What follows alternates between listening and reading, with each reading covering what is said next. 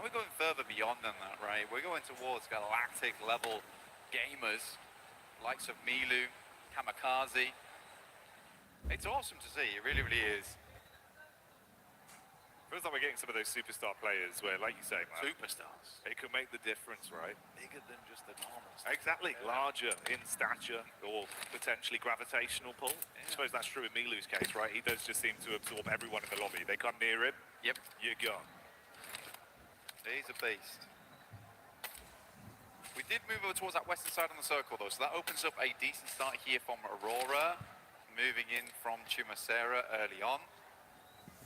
Ricardo, positions around there, some of the trash drops, some of those compounds in play. Like, this is a very compound heavy area of the map to start things off, like individual areas, not POIs. That does always make for a fun endgame. Oro via the Ma, you got Hanxm, the back of that southern plane path, dropping down towards Partona. Tizzy's already moved across though, giving an anchor point for the rest of the team to move in towards. Still far down towards the south of the map, but at least gathering some information early whilst he loots up the couple of buildings.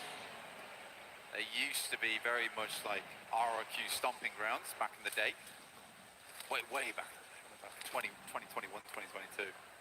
We're going back there. Kicking it old school.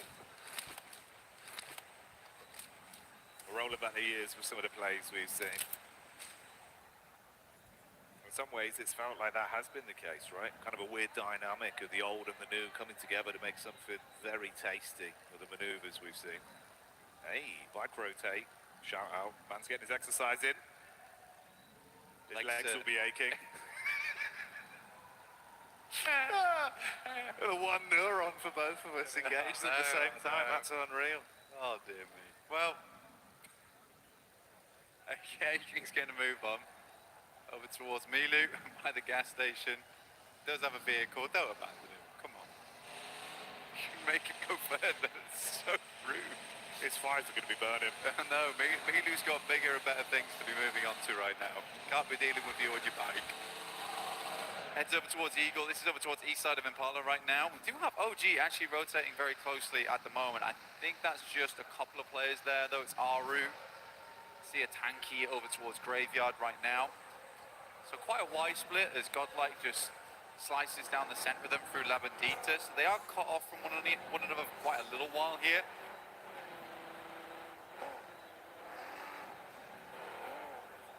It'll be quite a slow start because again, this is always funny. I mean, for end of game circle, end of day circle, this is really, really cash. This is super casual. Nothing super scary to worry about with. We're not down towards that southeast side where we're playing uphill the entire time, up towards the plateau by the hay bales. It's just back to normality, which I bet a lot of players are quite fond of. It's going to make a lot of the early game a little bit more slow, a little bit more simple in your rotates. A lot of your daisy chains are going to be easy too.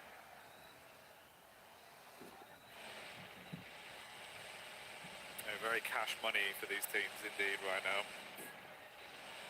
Casual, not cash. Could be both, mate. Casual cash money. Yeah, casual cash money. At the end of the day, you know, you get yourself up towards that top side, potentially secure yourself. Yeah, competitive cash money. Yeah, exactly. I mean, lion's share of $3 million here on the line it is insane. It's life-changing money. Oh yeah. You got the bread with the cheddar in the middle, called out a money sandwich. That's what they're all fighting over. It is ridiculous, man. You'd be doing wonders for your fans, for your organisation. Even just your family, really. It's an incredible thing to win. I mean, Yangon Galacticos, super cool following their journey. Since their win last year, I mean, they've been very much celebrated. You love to see it, and again, all the guys just seem so happy coming into this, and love to see them repping the Ancient Charm set as well. They've got their own skin in game. Wonderful experience here over at PMWC every single time, year to year. Fourth try is very central on this one though. Just over the western side of Picardo, moved up there nice and early, but we are hitting our next circle shift, the largest one here of Miramar into zone 2. It's going to be Ladriero, though. I kind of already know it. It's not. Okay, good. I'm glad. I don't want to go there. I always find that circle is really uncomfortable. We're heading over towards Power Grid. Nick Galaxy kind of engrossed right now with Alula. Yasser as well as Quick a little bit slower to the plate right now as R3B and Claws get very much in the mix with them. Chasing him down. The other sideline, please. Begging for an angle. Hey, Lordo up to his old tricks. Loves the risky peaks from all the way at the top side there. Pretty effective from that position. We'll see if he gets any chances to shine. S2G and the arena near each other as well on the drive up. Oh, hello, Darkin with a Mini 14. That's a connection over onto Falak. Yeah, Falak going down there. Bad news there for Fourth Rise. He's really the front man of the team. Brings a lot of confidence to the rest of the squad when he's still in play.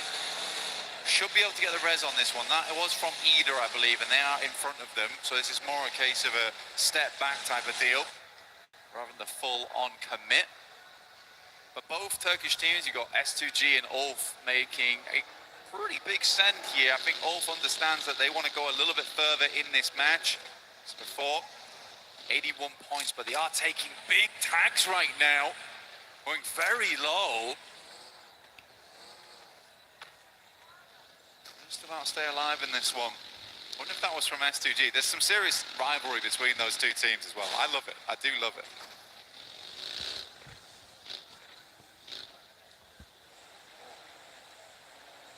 Feels like even over the course of this one event, we've had so many narratives of like little rivalries that have been popping up. And it's given us a lot of excitement. It's made some of the fights pretty intense, not only in the actual battleground, but for the reverberations it has between the two orgs that are going head to head.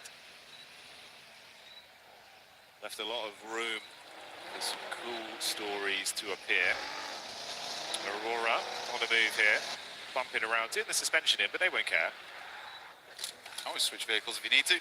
I thought it was quite interesting for Aurora to start in Chumacera. I think it's quite a straight shot up towards that north side, but they were a little bit slower to circle, so maybe playing a little bit more comfortable on the edge here, or they just wanted to get as looted as possible, understanding that there is quite a lot of dead space in this zone. And they wanted to know that when it comes down to it, they have the utility, they've got the resources and supplies to make it through to the end, and they weren't going to be mega late by any means because they were starting in Chumacera. Nick Galaxy do finally find that angle. Saw them earlier all lining up to take those shots. So Lula will get one dropped. No flush just yet though. Whew. Yeah, this is a difficult one. We do move over towards that northwest side. We've got the field in play. We've got the almost Death Valley that sits between Monte Nuevo moving up. Furia actually has a good spot here. I think Ayala already picked up a nice compound, and likely the rest of the team will be flitting back over towards him. Oh no, they're greeting it. They're going doubles. I don't know how I feel about that.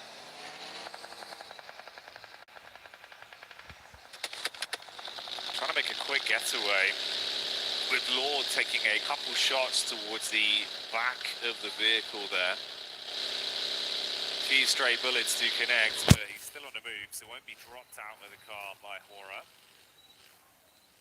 And they're just going to keep forging a path forwards. Amidst all this, you also have OG, that's Orangutan, getting lit up with the crosshairs of Ida being able to spot them out and somewhat punish them, keeping them outside of the zone on their rotation up and over, with Ulf close by as well.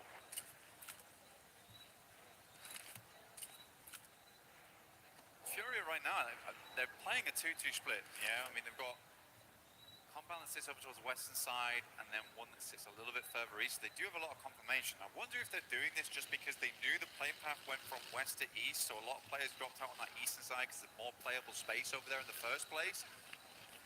So they're assuming that there is going to be a big traffic jam on that eastern side, so they can afford to go for a 2-2 split right now. I would expect them to regroup on the next one, but this does give them opportunities and options going forward. And no one's challenged them. I thought S2G might try and plummet down there, but they've stopped short over towards some of the rockier areas of the map where they can settle in.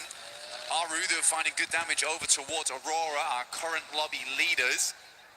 And one's already down. Doc's very low. Nade goes long. It's quite good. I thought it was going to roll over the top there. Oh dear. Oh dear me. Scarface once again. Those taps were deadly accurate too. Yeah, punishing quick jabs to the ribs there. Gonna leave them bruised. Orangutan rocking up. Oh, doing the classic strap. Ain't got time to stop. Breezing through one by one. Aurora eating the shrapnel, and that's Orangutan taking the heat straight to Aurora. So 104 points is where their day of big earners ends. I love that from Orangutan, honestly. There's been so many times where they have had struggles on these roll-ups where they'll just roll through and try and get the drive-bys. There they just stop short. AKOP gets out and just hits the shots immediately, then they can move on because they need to get further in. So big hats off there to Orangutan. Shots from behind there from Ulf, but they're moving directly into occupied territory with 4 thrives. As Ipha's down the backlines there though. No one's really safe. I think Ulf is right now just trying to profit off a lot of the teams coming in from that eastern edge. Tiamba sending it directly over towards S2G. This is a hell of a push. Nice shot from Razy though over towards 1. But T24 will shut him down. Mate, punishing reaction to the DBS up close there. Blows them away and loaded slugs into that one, but here's the re-aggression. Oh, mate. Vitality on the reply. They're going to crumble under it. The 4 thrives keep on fighting. Amidst this as well, S2G were clashing against Tiamba, and the nade has knocked another man, leaving them with only a solo right now that's alive and kicking. And his aching. I mean, Ulf quickly moved on this mark as well. They heard the fighting. They realized that there was an opportunity to open some space in the circle on the eastern side. They left behind that fight between 4 thrives, hearing it go on for quite a while. And they're going to be coming in late after this. OG even setting up in front of them, dropping down the barbed wire there for them to wander straight into. Tiamba, it is aching, making them move outwards. Understanding today the peloton won't be moving much further for Tiamba. Try and get some placement points to finish things off. Hanxm Red Force playing down towards that south side. In the meantime, E-Arena took the eastern compound after that shift, and Furia regrouped over towards the western side. So happened as expected. But Furia does get the better off angle because of that, so well done. Ida as well.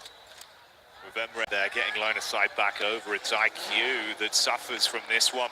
Damn, well done again. Yeah, bro. Ida start it off, Ulf finish it. So 4 thrives removed from the equation here. 7th place, 77 points at the end of the day for them. OG were close by to all this as well. They pulled back when they saw weakened 4 thrives, didn't overcommit, but they're still amongst basically a bit of a rough sandwich with Ulf and Ida potentially pushing down. Jiggle eaten by the blue as well on Hora's late rotate. That's not ideal. What's happened there then? I don't know, but it's an interesting kind of events for Hora. They love that position, but it doesn't seem like it loves it. It loves them right now. Sadly. Hora's going to move down, try and swing over towards OG. And CG, what a shot over towards Lord on Enigma Galaxy. Sleepy will find OG on that one. Ulf might want to push.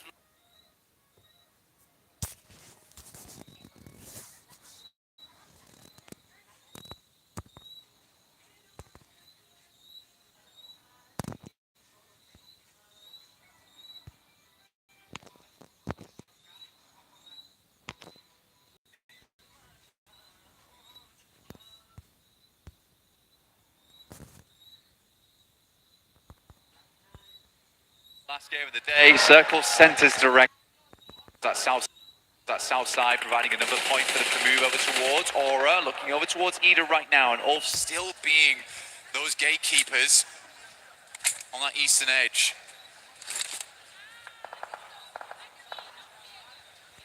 basically had this blockade slowly shuffling further back from Aura. They pushed in, deal with OG, set the focus up onto Ida. They've got a bit of a read as well where the other potential teams are. Just throw nades over, especially with the visual contact there. A few shots back onto them from Ulf. They've got a bit of a ridge to play off, so they can sort of hunker in. Solus is on the off angle towards the left-hand side. This is his POV here. You can still paranoid though. Compound behind them, that's got E-Arena in it. Barking, finding final player there from Tiamba. The Tiamba will finish on 8th place, 71 points. Potentially taken over there by Furia, because I think they've got quite a good spot going forward on this one. Sky goes down to Solus, and Kedge will pick up the elimination. So Ulf still putting up points this game, up to 5 so far, but they are down to 3 players after an early knock and flush over towards Solus. They're making the most of it on this eastern side. I like to see it.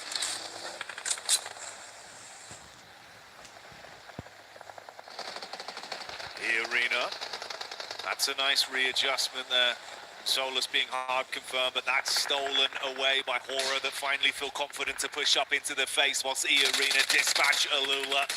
Shutting them down now, re-aggression, no fear, holds the line, puts shots on target, Ida getting involved as well. So all fragmented. The 5 elims they got might very well be where they end this one with only a single reserve left. Mormon coming up quick. E-Arena, mate, they're in a good position. If they can pull points out of this game and stay alive, clean up on this battlefield ahead of them, it could be a gigantic slingshot to overtake Aurora. Yeah, set themselves up nicely for tomorrow. Mormon dropping smokes, create a distraction in the front lines. Emre takes a heavy hit. E-Arena been quick with it so far. Mormon being a massively big player for the team. What a nade over the top. That is a long toss on that one. Sends another for the airburst. A little bit of damage in. Swing gets hit hard, and E-Arena is bombarding the front lines. It's Masher from Swaps, and he wants even more. Sleepy just trying to steal points where possible, and this is now the response play. A backstab right now, actually. Oh my goodness me. And they do catch E-Arena sleeping. Nade goes out, Sleepy very low, one last nade in the chamber, goes too far. Airburst might have been needed to be a little bit cleaner on that one, but Schweppes not quite out, and Ida floundering in the background. Mormon back to his old tricks. Headshot there onto Darkin to finally finish him off. We see Nonshin Redfall showing up in the Elim feed as well, with Enigma Galaxy similarly taking the hit over towards Godlike, and Furia have smelt this weakness. They're coming in for a close collapse behind the vehicles, putting the pedal down to the metal. With S-Power gone, goodbye Godlike, but now they've got another team to worry about. This is the fight established by Furia. Pins pulled, all the nades sent over the top right now, looking for Enigma Galaxy. And stitch them up on this side of the map at the moment. Good push out from Fury as well. Love to see it. They knew that they cleared the majority of the space. They get rid of 180 behind them. Enigma Galaxy, though, quick, a very, very quick rotate out, understanding that it's better to regroup, reassess from that location on that north side with cover before they make their next maneuver.